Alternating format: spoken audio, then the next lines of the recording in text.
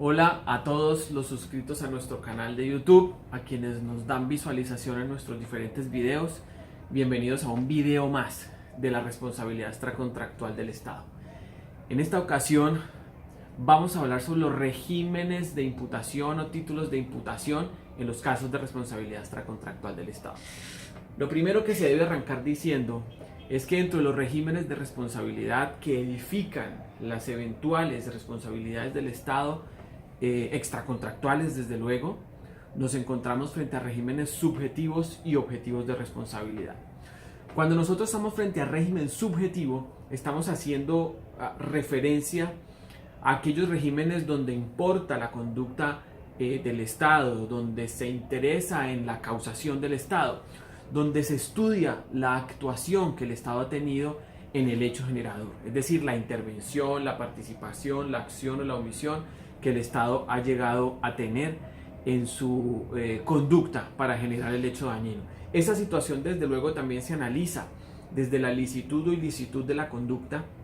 esto es, el respeto por las disposiciones constitucionales, legales y demás ámbitos normativos que puedan existir. Los regímenes subjetivos comúnmente son la regla general de responsabilidad del Estado, es decir,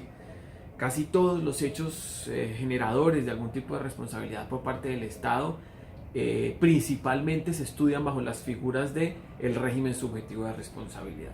Los regímenes objetivos, por el contrario, son aquellos donde no importa, ahí sí, la licitud o la ilicitud con que haya actuado el Estado en un hecho determinado, una situación determinada, sino la causación en sí del daño. Obviamente en ambos regímenes tendrá que analizarse la existencia del nexo causal entre el hecho y el daño. Bien, dentro de los primeros de ellos, es decir, mediante los regímenes subjetivos o dentro de los regímenes subjetivos de responsabilidad del Estado, encontramos el principal, la regla general, el título de imputación más frecuente y regular en la responsabilidad del Estado, que es la falla del servicio probada. ¿Qué quiere significar la falla del servicio probada? Primero, que a quien pretende demandar al Estado, que la persona que pretende iniciar alguna acción jurídica contra el Estado tiene la carga de la prueba en ese caso, es decir, es el accionante, es el demandante quien tiene la carga de la demostración de la ocurrencia del hecho, del daño, del nexo, de la existencia de la situación, de los perjuicios, pero principalmente del hecho dañino. ¿Eso qué implica? Que obviamente el accionante tiene que contar por lo menos de entrada con un acopio probatorio importante, al margen pues de las pruebas o de los elementos probatorios que puedan conseguirse o discurrirse en el curso del proceso ordinario, en el curso del proceso contencioso administrativo, es decir, pruebas que se le pidan al juez, las que el juez de manera oficiosa considere, las que la parte demandada estime útiles para su defensa. Esas obviamente también irán estructurando adecuadamente el proceso contencioso administrativo, pero en principio es el accionante, es el demandante a quien le corresponde evidenciar todas esas características probatorias para poder hacer más fuerte su proceso, para poder hacer un mejor proceso y buscar de la mejor manera posible que el proceso termine o concluya conforme a sus pretensiones. Entonces esa falla probada lo que implica es que se debe probar desde el principio la existencia del hecho, o si bien no es del principio, en el curso del proceso, para que en definitiva la sentencia resulte favorable a las pretensiones del accionante. Contrario a los regímenes subjetivos, como ya lo explicamos, donde se valora la conducta del Estado, la acción o la omisión, donde se verifica que el Estado haya actuado conforme o no a las disposiciones que le ordenan determinada conducta, o que en la ocurrencia del hecho falló en la ejecución de sus actos como Estado, por ejemplo, los casos de hueco en la vía, típico evento en los cuales es un típico caso de falla probada del servicio. Es decir, a pesar que el hueco existe, que usted se accidenta con el hueco, pues deberá demostrar ante el juez que en efecto fue ese hueco o esos forámenes los generadores o los causantes de un determinado hecho. Y deberá probar desde el principio el hecho, el daño, la conexión entre estos, los tipos de daños y de detrimentos que se causaron. En contraposición a ello, en los regímenes objetivos encontramos varias títulos de imputación, connotaremos los más importantes, pueden existir otros tantos, pero precisaremos sobre los más valiosos. Primero, la falla presunta del servicio. Como vemos comparado con el anterior, ambos son falla, es decir, en ambos se trata de una falla en la prestación del servicio por parte de una entidad estatal. Lo que pasa es que la que se enmarca dentro de responsabilidad objetiva, que es la falla presunta del Estado, se parte de presumir que la conducta generada por el Estado es per se causante de un daño. Es decir, al demandante lo que le resulta o a lo que se le obliga dentro de esa situación es a demostrar el daño y el hecho que ha existido. Pero de entrada, él ya lleva por delante, el accionante, una demostración basada en una presunción. Saben ustedes que en derecho toda presunción admite prueba en contrario. Entonces, al Estado lo que le queda no es esperar que el accionante o el demandante demuestre la existencia del hecho dañino y la conexión entre estos, sino que lo que el Estado debe hacer es de entrada empezar a desvirtuar la presunción sobre la cual se sienta la demanda por parte del accionante. Es decir, se invierte la carga de la prueba. La carga de la prueba en ese caso ya no está tanto robustecida en el accionante, sino en el Estado en desvirtuarla de entrada, esa presunción que existe de falla del servicio. Otro de los regímenes objetivos que tenemos es el daño especial. El daño especial está caracterizado por ser una responsabilidad sin culpa, por una responsabilidad sin ningún tipo de conducta ilícita, aunque bien también puede existir ese tipo de acto, pero la regla general es que la responsabilidad sea sin culpa o sin falta, es decir, que en la actuación del Estado no existe ningún tipo de actuación o de hecho que genere una falta o una culpa por parte de la entidad estatal. En el daño especial, desde luego, el Estado responde a pesar de la licitud o a pesar de estar atemperado a la Constitución o a pesar de estar ajustado a la ley, el Estado entra a responder por ese tipo de daños. Típico caso, privación injusta de la libertad, so pena pues o al margen de las diferentes jurisprudencias que han existido, sobre todo las más recientes, que no viene al caso referirlas aquí, tal vez en otro video hablemos sobre esas diferentes sentencias en privación injusta de libertad que han existido, pero digamos que es un típico caso. ¿Por qué se connota dentro del marco del daño especial? Porque comúnmente las actuaciones, las conductas por parte de la Fiscalía General de la Nación o de la rama judicial, una u otra o las dos dentro de un proceso, normalmente están enmarcadas dentro de sus actuaciones legales. Es decir, el fiscal actúa con base en las disposiciones normativas penales, el juez, por ejemplo, priva de la libertad preventivamente con base en disposiciones contenidas en el Código de Procedimiento Penal y asimismo los insumos del Código Penal para preventivamente dictar una medida. Al final también la sentencia obedece a ceñirse a las disposiciones legales y a los elementos probatorios dentro del proceso penal que llevan a que al final, a pesar de la privación, el juez considere que a esa persona se le debe absolver, o la fiscalía, como nos ha pasado en varios casos, en el curso del proceso, en el tránsito del proceso penal, solicita a la justicia, al juez penal, que precluya el proceso, que en lugar de seguirse desgastando y llegar hasta una sentencia, en la etapa en que se encuentran de fin o de término a ese proceso. ¿Sí? En esos eventos es porque el Estado no logra desvirtuar la presunción de inocencia que le asiste al procesado penal, pero a pesar de esa actuación el Estado entra a responder. Si usted digamos se sustenta en la legalidad de las actuaciones, todas encuentran un marco legal y constitucional dentro del cual el juez penal y la fiscalía actuó, pero a pesar de ello genera un detrimento. Eso se conocen como daño especial porque son actuaciones sin culpa y sin ilicitud. Además, pensar de manera diferente sería complejo en la medida en que entonces los fiscales y los jueces mantendrían procesados por haber absuelto o haber condenado en primera y en segunda haber absuelto o haber detenido preventivamente a alguien. ¿Sí? Las actuaciones del Estado obviamente tienen que estar revestidas y protegidas en ese caso. Pero lo que se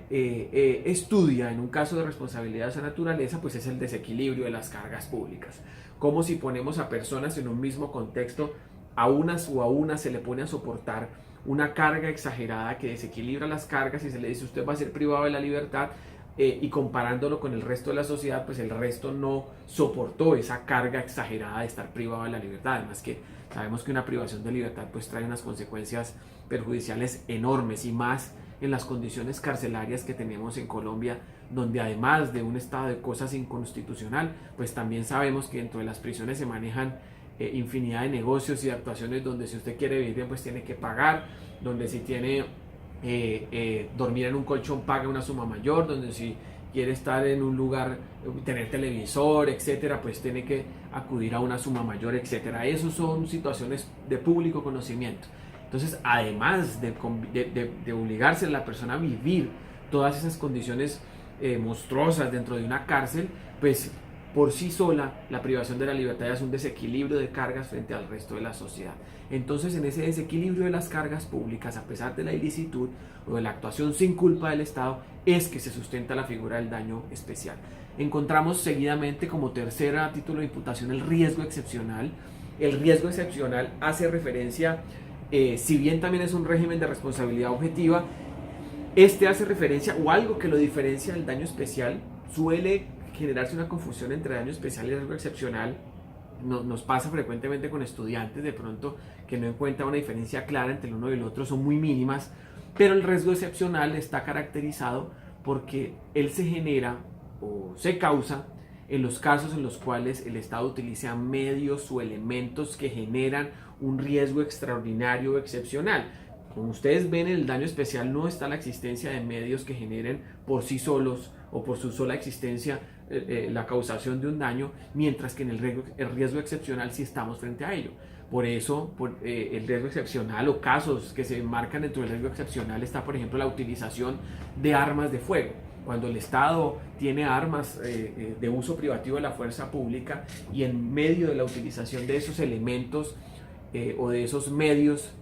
pues genera un daño. Cuando un agente de policía o miembro del ejército dispara a otra persona y le genera un daño, es un típico caso que se va por las vías del riesgo excepcional como un régimen de responsabilidad objetiva.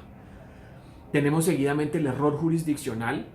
y aquí vale partir de varias connotaciones en los temas relacionados con la jurisdicción, es decir, con funcionamientos o con hablar en derecho, que significa la palabra jurisdicción,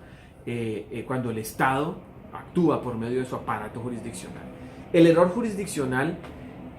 lo comete siempre una autoridad judicial, es decir, tiene una característica, y es que siempre hay una autoridad judicial que es la que genera esa conducta. ¿Cómo se materializa ese error jurisdiccional? Por medio de una sentencia, es decir, cuando se va a la sentencia y se encuentra que el fallo, que la parte emotiva, que el sustento de esa decisión jurisdiccional resultó siendo una actuación subjetiva, caprichosa, violatoria de derechos, arbitraria, incursa inclusive en vías de hecho y violatoria del debido proceso o violatoria del debido proceso. Cuando una sentencia se sustenta en ello, por ejemplo aquella que condene a alguien, pero se analiza el caso bien a fondo y se encuentra que las condiciones para haber generado esa sentencia resultan abiertamente arbitrarias, exponencialmente contradictorias a las reglas del debido proceso, y por supuesto se denota un capricho e inclusive una animadversión entre quien dicta la sentencia y el procesado, pues en esos casos hablaremos ciertamente de un error jurisdiccional. Ahora, en la práctica resulta ser muy meticuloso el análisis de una sentencia, porque el juez también tiene un margen de discrecionalidad, digamos, aunque está ajustado siempre a la Constitución y la ley, para poder dictar sus sentencias, ¿no? Dependiendo de cada caso, del contexto que rodea la situación. Pero no obstante ello, habrá que hacer un análisis del fallo, de la decisión que se toma en cualquier ámbito, en cualquier jurisdicción, para determinar si en efecto hay un error jurisdiccional, si el juez no actuó caprichosamente o sí, porque la actuación caprichosa también podrá tener un toque de análisis subjetivo. Entonces habrá que verificar si el juez actúa atemperado a las normas y a las pruebas habidas dentro del proceso para tomar una u otra decisión jurisdiccional. Está la privación injusta de la libertad como otra forma de responsabilidad extracontractual del Estado. De alguna manera, la privación injusta de la libertad está inmersa dentro del daño especial, porque es una actuación que genera, como les decía anteriormente, el Estado, completamente legal, completamente lícita, pero que genera en estos casos una privación desproporcionada de la libertad, que violenta inclusive derechos constitucionales fundamentales y humanos, principalmente en la libertad, no obstante encontrarse inmersos otros tipos de derechos violentados. Está el defectuoso funcionamiento de la administración de justicia como otro título de imputación dentro del régimen objetivo de responsabilidad del Estado. En este Es el daño que se le puede generar absolutamente a cualquier persona como consecuencia de la función jurisdiccional distinta al error jurisdiccional que vimos. Me explico. En el defectuoso funcionamiento de la Administración de Justicia no se materializa ese hecho en una decisión judicial o en una sentencia definitiva, sino en cualquier otra actuación surtida por parte del Estado. Por ejemplo, el no decreto de medidas cautelares cuando tenía que hacerlo, cuando el juez estaba obligado a hacerlo, o cuando la medida cautelar que el juez emite destinada a limitar la propiedad sobre un determinado bien, resulta que no recayó sobre el bien que debía ser, sino que el juez o el despacho se equivocó al momento de emitir su decisión frente al tema de medidas cautelares o su determinación, y termina por limitar la propiedad o hacer recaer esa medida cautelar sobre un bien distinto al que correspondía. Es claro que hay un defectuoso funcionamiento de la Administración de Justicia, ¿sí? A diferencia del error jurisdiccional. Estamos decantando pues que esa distinción radica en la decisión definitiva en un caso y en el otro en cualquiera otra de las fases que ha emitido o que emite un juez en un proceso determinado. Finalmente, dentro de este régimen objetivo de responsabilidad está la responsabilidad del Estado por el hecho de la ley. Es un título de imputación que no es muy frecuente, que no suele ser utilizado con mucha frecuencia, pero de alguna manera existe y hay casos suscitados frente a ello, y es en los casos en los cuales la existencia misma de la ley genera un daño, es decir, la existencia de una disposición normativa es la causante de un daño antijurídico en alguien que no está en la obligación de resistir ese daño. No es muy frecuente, ¿por qué? Porque de alguna manera la existencia de la ley per se, en muchos casos, genera algún tipo de daño. Podemos traer, por ejemplo, el caso de los impuestos. Cuando nosotros estamos frente a cargas impositivas, es evidente y es claro que el hecho o la existencia de un impuesto o que hagan recaer un impuesto sobre uno ya por sí solo genera un daño antijurídico. Es decir, si usted, digamos, en un año se hizo 1.000 millones de pesos y obviamente de allí no va a tener en su patrimonio sus 1.000 millones de pesos, sino que se tendrán que deducir renta, IVA en el caso en que sean declarantes de IVA, tendrán que pagarse ciertos impuestos incluso municipales y no solo nacionales, lo cual al final generará en que esos 1.000 millones pues son una suma bastante menor a esos que inicialmente usted tendría o que por los cuales usted trabajó. Ese es un daño, sin duda genera un daño en el patrimonio, pero ese daño es completamente legal. Entonces, cuando se trata de casos enmarcados en responsabilidad del Estado por el hecho de la ley, lo que hay que verificar no es únicamente que la ley pueda generar algún tipo de daño, sino que ese daño sea desproporcionado, que ese daño no obedezca a una licitud o que por el contrario esa disposición legal que crea esa situación no esté sujeta a la Constitución en la escala jerárquica normativa, es decir, que contradiga la Constitución. Puede derivar en algunos casos responsabilidad del Estado por el hecho de la ley en los casos o en los eventos en los cuales la Corte Constitucional ha declarado la inexequibilidad de alguna disposición normativa porque se encuentra en contradicción con la ley, pero esa norma ya se aplicó, esa norma ya surtió efectos frente a algunas personas. En esos casos podrá posteriormente iniciarse algún tipo de proceso de responsabilidad extracontractual del Estado por el hecho de la ley, porque mientras la ley existió generó situaciones dañinas. Ahora habrá que ver los efectos temporales que tienen las decisiones de la Corte. Ustedes saben que son ultraactivos o futuros, retroactivos hacia el pasado o diferidos en el tiempo. Son diferentes efectos temporales de las sentencias de la Corte Constitucional. Habrá que ver qué dijo la Corte frente a esos efectos temporales, frente a la consolidación de las situaciones ya surtidas o ya surgidas en su momento, frente a los derechos adquiridos que puedan haber existido antes, cuando existía la norma y no había sido excluida del ordenamiento jurídico. Habrá que mirar todas esas variantes para ver si se determina en definitiva una responsabilidad del Estado por el hecho de la ley. Estos son pues los diferentes regímenes y títulos de imputación que existen en la responsabilidad extracontractual del Estado, digamos como un video más frente a la responsabilidad que hemos venido tratando. Esperamos que sea de mucha utilidad estos regímenes y estos títulos de imputación explicados muy rápidamente. Desde luego cada uno tiene un detalle más a fondo, tardaríamos bastantes horas tal vez explicando cada uno en profundidad, pero digamos que pretendemos dejar planteado de manera general que existen estos títulos o regímenes de imputación. Nos vemos en un próximo video, tal vez el video final ya, frente a la responsabilidad extracontractual del Estado. Chao.